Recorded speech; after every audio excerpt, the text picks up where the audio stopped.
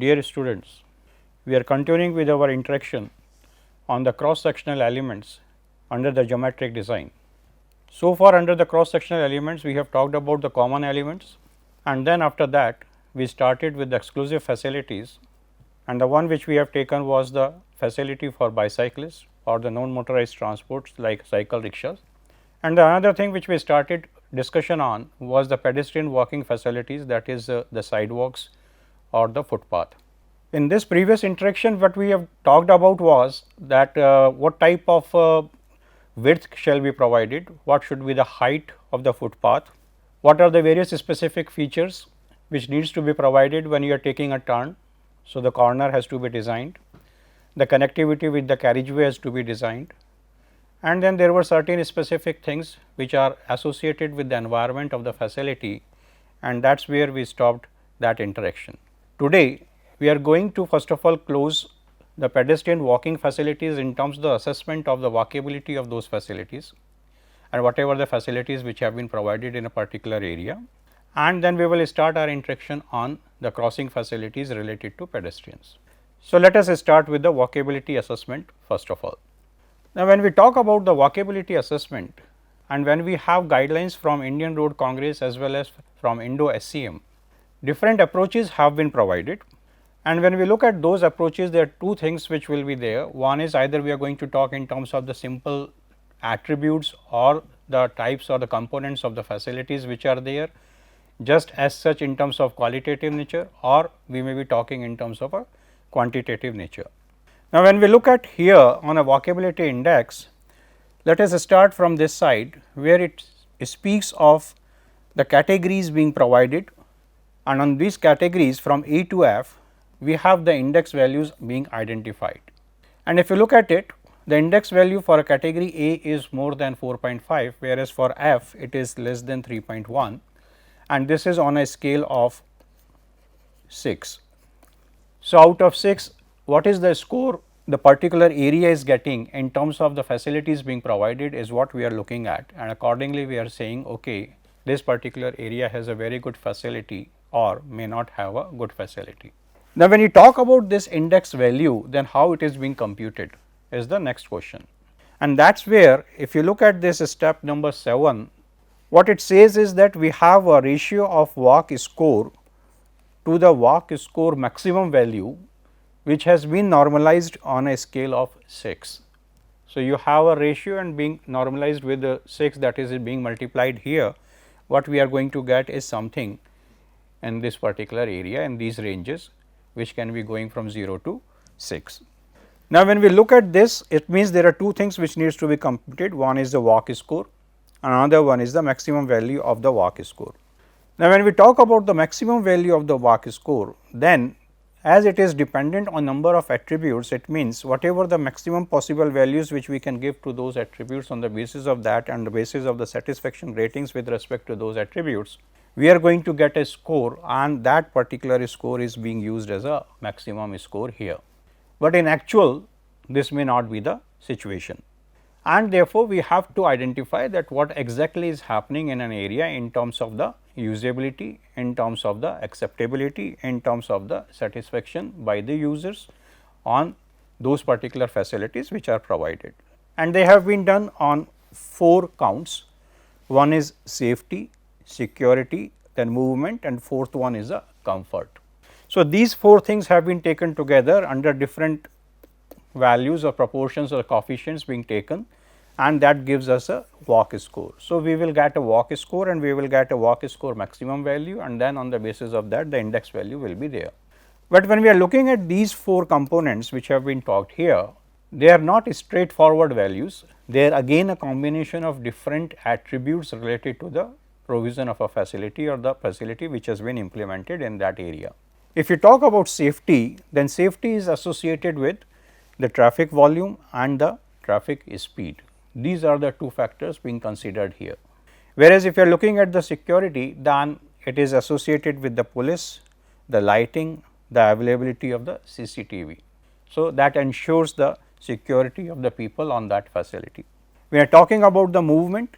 In terms of movement, obviously the features of the facility are going to be there, and that is where we have width, the surface type, the continuity of the facility being provided, the pedestrian amenities which are provided on that particular facility, say a seating space or something like that, or whether the space is free of encroachments or not, or it is being provided with a shade. So, all of these things have been taken together so as to identify that what is this factor walk movement and what is the value which is going to be there for that. And in the same line, if we talk about comfort, then comfort is related with the cleanliness of the facility, the presence or absence of the obstructions on that, and also it takes into consideration the accessibility of that facility for the people who are having different abilities. So, if we look at all of these things, what we found is there are lot many factors which have been taken into consideration so as to arrive at a walk score as well as the maximum value of that walk score, which provides us the indexed value for that particular area, so as to have a categorization under this one. Obviously, if you have the things which are lying somewhere below here in this particular range, we should aspire to get to the higher condition of that, and on the basis of the analysis being done on this left hand side, we will be able to identify that where are the shortcomings and there is a need to make an improvement in that particular area. So, this is how a walkability index can be calculated. Now, if we look at the Indo-SCM, Indo-SCM talks here of course for a walkability index or a score, but in different form, and it talks about QoS, that is quality of service. Now, this quality of service is a combination of two things related to an attribute. So, if I say that my I is an attribute related to a facility, for that attribute in terms of the usefulness, there can be an importance which can be given to that particular attribute, and there can be a satisfaction with respect to the use of that particular attribute by the users, and here the users are pedestrians. Now, when we have these two values available to us, and if we are talking about 10 attributes here as such being defined, then the multiplication of the importance weight and the satisfaction rating together, that is going to give you a value of QoS, and this QoS on the basis of the possibilities of the values which can be there have been categorized in the 5 categories only. There is no F category in this particular case, which is being given by Indo-SCM. So, that means we have two approaches. We can utilize any of these approaches so as to identify the usefulness of the facility which is being provided or the adequacy of the facility which is being provided in particular area. Now, with this we close our walking facilities in terms of the walking along the carriageway or on the sidewalk, and let us now start talking about the crossing facilities. Now, when we are talking about these crossing facilities, we have a road being provided, and a person who is standing here needs to cross to the other side, and there is a continuous flow of vehicles on this particular road. Then if no facility has been provided, then this person can move in a haphazard manner so as to cross the road, and that is going to be a very hazardous interaction between the pedestrian and the motorist who are driving their vehicle on this particular road. So, we need to identify the locations where the dedicated facility can be provided in terms of a crosswalk, and if we are providing that facility here say as a crosswalk, and this becomes a location where these people are going to cross towards the other side, then it is always good that as far as possible we provide a direct facility towards the other side. That means, if we are talking about the curb side here, then this facility is going to have 90° with the curb side and you are getting to the other side. So, it makes a minimum distance which needs to be travelled. So, our intention is the minimum distance for the crossing should be there. Now, this is one thing which we are looking at, but then what is the size of this facility which needs to be provided in terms of the marking on the pavement is the next thing which is being talked, where it says that it should be varying in 2 to 4 meters wide facility, and usually we can provide a facility which is 3 meters wide, but it all depends upon what is the amount of flow of the pedestrians at that particular location, and whether the flow is unidirectional like this or it is a bidirectional, means both directional movement is going to be there. Sometimes you may find that at that same location there are going to be the bicyclists also who will like to cross. And in that case, if that is a situation which is happening, and say this is a pedestrian facility being provided, which is being defined by the size as 3 meters or 2 to 4 meters, then separately for the bicyclist a space is being marked. So, this is for pedestrians and this is for bicycle. In this case, instead of 2 meters as a minimum, then we are going to have at least 2.5 meters wide facility, which now takes care of pedestrians and bicyclists together. Again, depending on that what is the traffic amount of flow which is going to be there for both of the components, we need to see that what is the adequacy or what size is going to be adequate at this particular location for the provision. Now, one thing is that we are providing this facility at one particular location on a mid block, or are we going to provide it at certain distances, say like this. So, this is a spacing which can be there, and this is going to be dependent on the development and the activities on the roadside. If you are in a shopping area, if you are in a residential area, then probably you need to provide these crossing facilities at regular intervals rather than on a highway, where these type of things may be required only in a habitation area at a specific location. So, that is what we need to identify again on the basis of the information which we get at a ground level. Some tentative guidelines have been defined. What it says is that the spacing of the crossings can be 80 to 250 meters in the residential areas, and when we talk about the mixed land use or a commercial area, then it can be 80 to 150 meters. So, this is one tentative guideline being provided, and if lot of activity is there of the pedestrians in a particular area and it is a total commercial area all around, then it is always better then we pedestrianize all that area and no vehicles have been allowed in that area. Even the bicyclists who are coming, they should not ride the bicycle, rather they should carry the bicycle along with them. So, this is one another thing which we have to take care of depending on the flows. Now, let us look at this particular photograph and what are the things being depicted in terms of the good facility being provided. What you found is there are two paths being provided, and probably these two paths are for the two-way direction of these pedestrians from one side to the other, but it has been used haphazardly in this particular location, as you can see from this photograph. But there is an adequate size which is being provided, and therefore, no person is going to move on this side. There is maybe one or two persons who are here, but they are just at the edge of this particular facility. So, the adequacy has been taken care of. There are provision of the signals there, and that allows these pedestrians to cross from to the other side with safety. There is a textured surface being provided here, and this textured surface can be utilized by the bicyclists. So, we have a facility together for pedestrians and bicyclists here, and this may be for a one-way movement. And the continuity and connectivity is another aspect. So, you can see that there is a this type of a flared system being provided, which we have discussed previously, and this is coming to the level of the carriageway. So, some slope is going to be there in this direction as well as in this direction, and then this bicycle facility, as you look at that, it is going to be connected to the other side in this form. So, it is one of the good designs which can be there, where adequacy, safety, connectivity and continuities have been taken care of in right manner. Let us look at another photograph here. Now, in this photograph what you can see is that we have a good size of a crosswalk, and this crosswalk again is being connected to the sidewalk by way of coming down to the level of the carriageway. Here there is a stop line being provided. So, all the vehicles are going to stop just before this, they are not supposed to cross to the other side. The continuity and the connectivities, if you look at that, then it is coming to this island.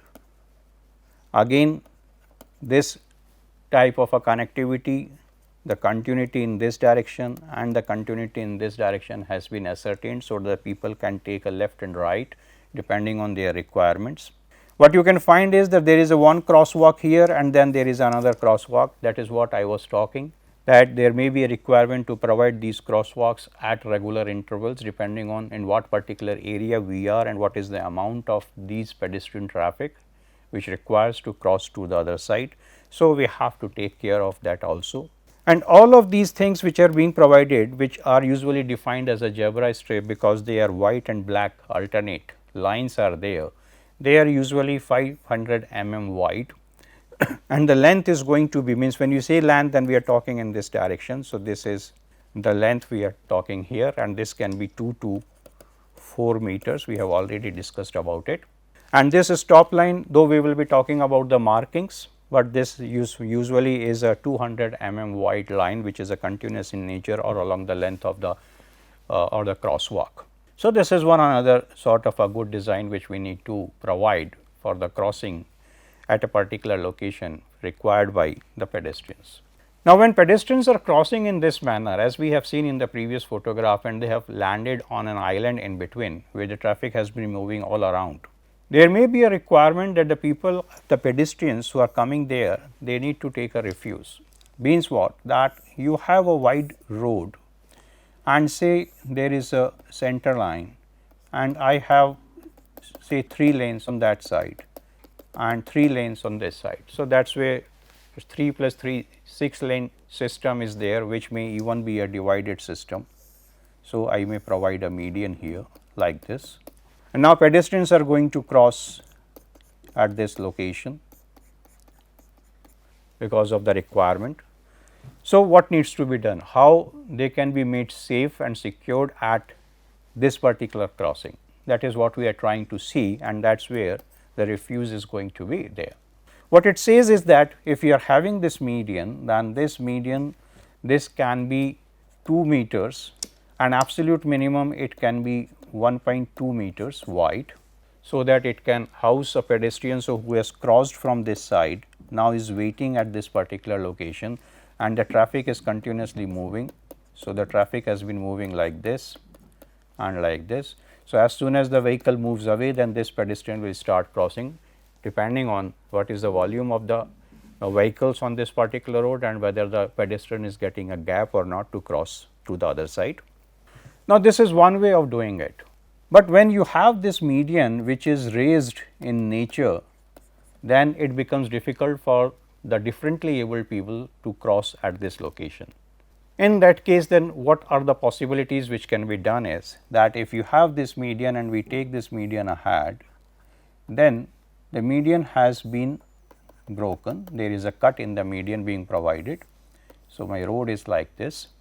So, I am providing a crosswalk facility at this particular location, and that is a one another way of doing it. And in this case, this width is going to be minimum 2 meters because your crosswalk facility in terms of a zebra is 2 to 4 meters. So, that is minimum 2 meters, or it can be increased more than that also.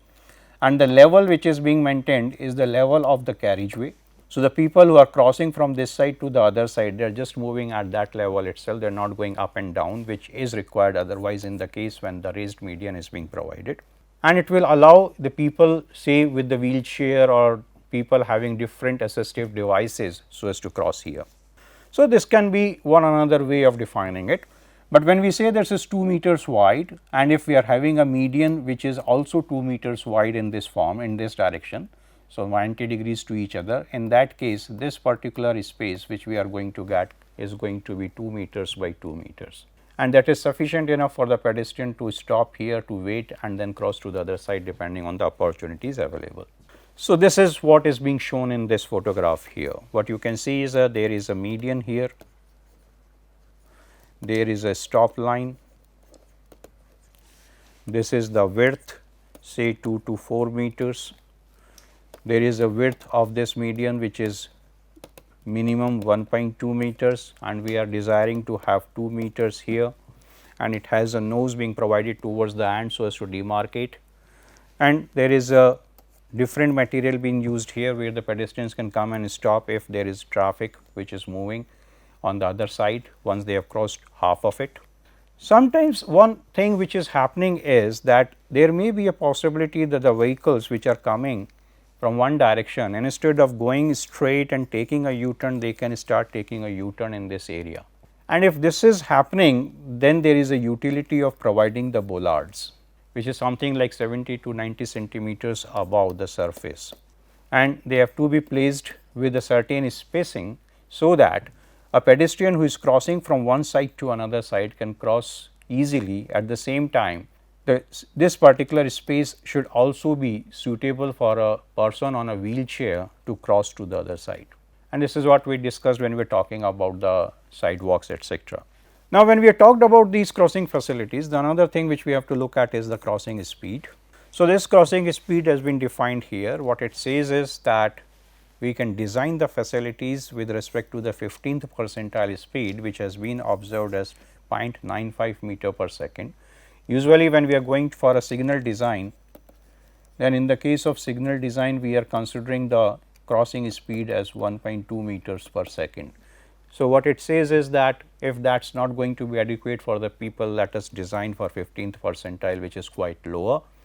At the same time, if there is a location where lot of older pedestrians are present, then in that case it can be taken as 0.8 meter per second. Or if you are in a educational or a recreational area where small children are going to be there, then the speeds can be further reduced to 0.5 meter per second.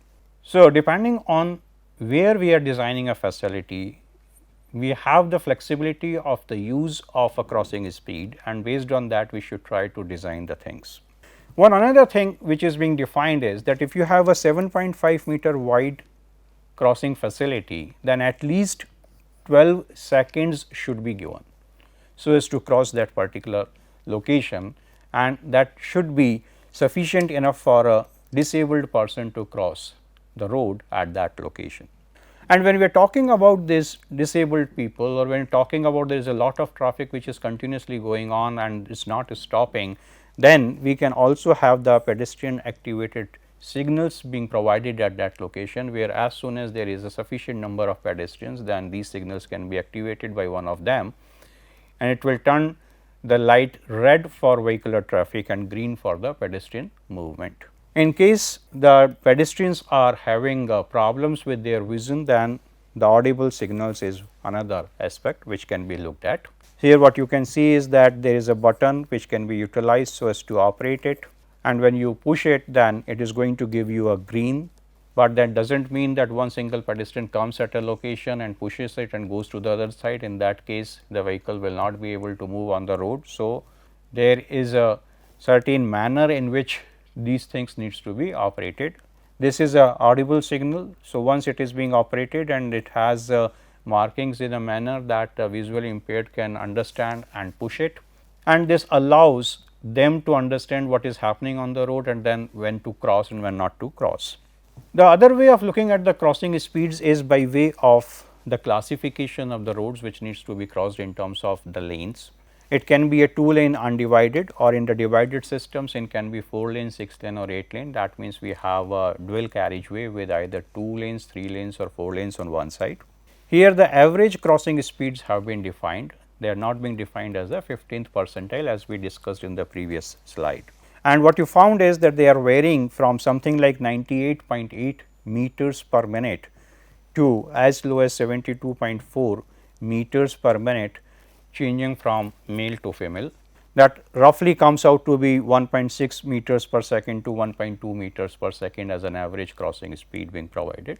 Another aspect which has been looked at in the guidelines is the critical gap, which is taken in seconds, and it defines that how much gap is there between the vehicles which are coming at a particular location, and therefore, it is suitable for the pedestrian to cross during that particular time gap to the other side.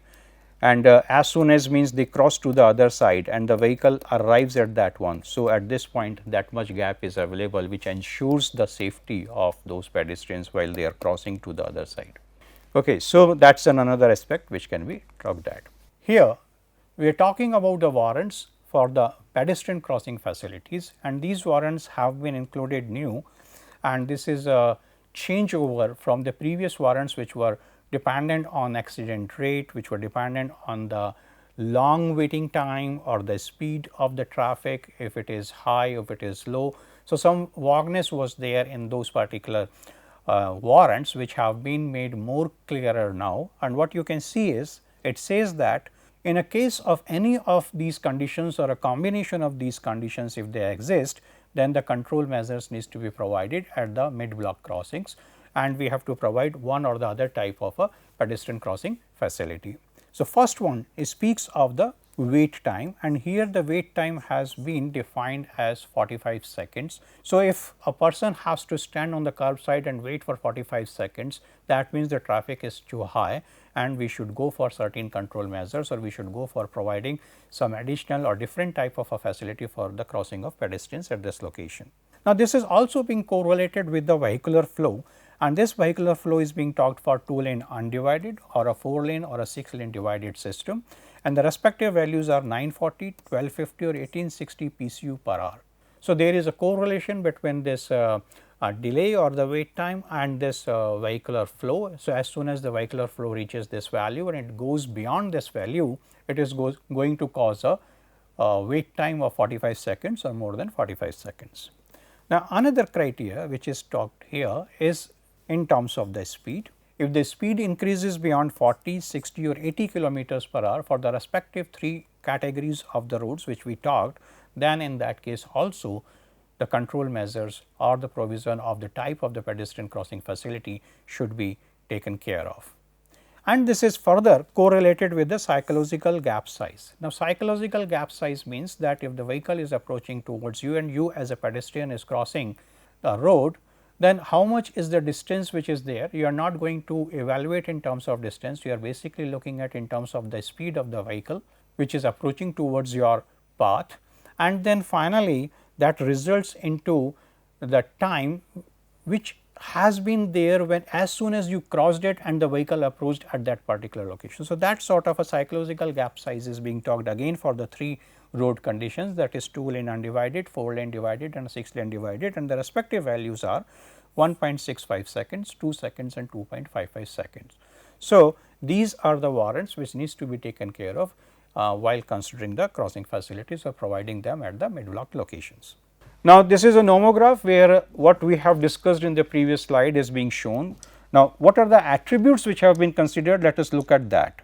One thing which we are considering here on an x axis is a peak hour passenger flow. So, at that location whatever is the peak hour passenger flow is being talked here in pedestrians per hour. On y axis we are talking about the vehicular flow, and this vehicular flow is in the PCUs per hour.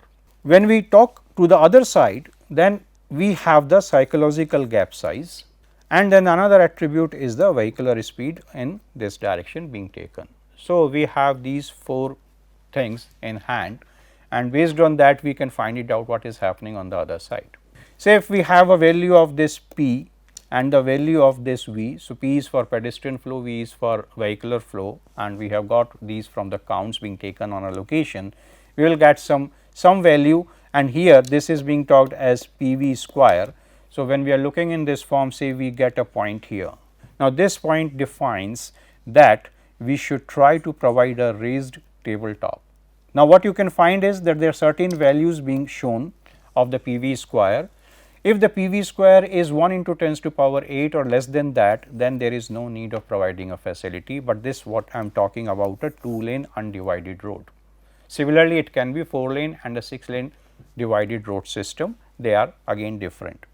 As soon as it changes from 1 into 10 to power 8 to another value, then we have this segment in which a facility has to be provided, and this is being divided into 2 parts by way of using the acceptable wait time of 45 seconds or the vehicular flow corresponding to that, which is 943 PCU per hour, and this divides in the form that if it is falling in below this one, then we can go for a zebra crossing, but if it is falling above this one, then we can go for a raised tabletop crossing.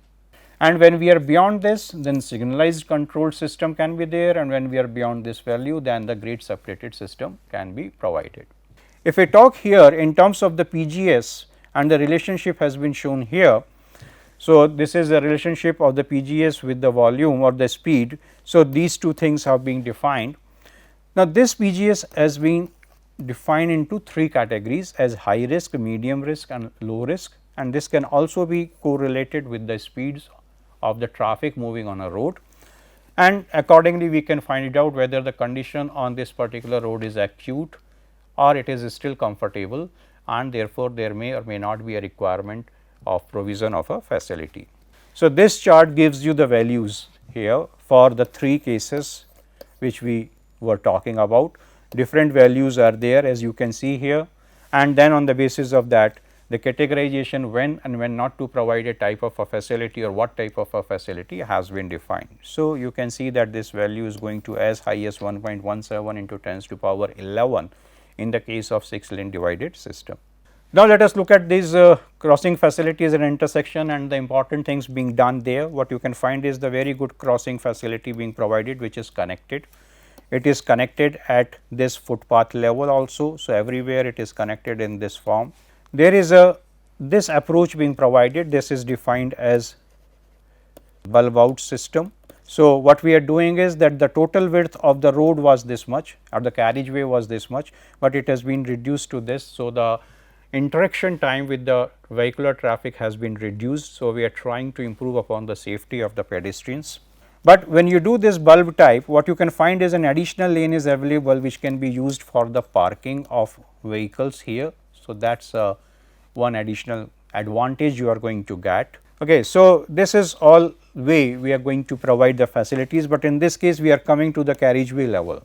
But if we talk about the another one, here the level of the footpath is this one and the facility has been maintained at the same level. That is where there is a slope on this side and there is a slope on the other side for the vehicular traffic to get up and down, and this is 1 in 8 as a slope being provided.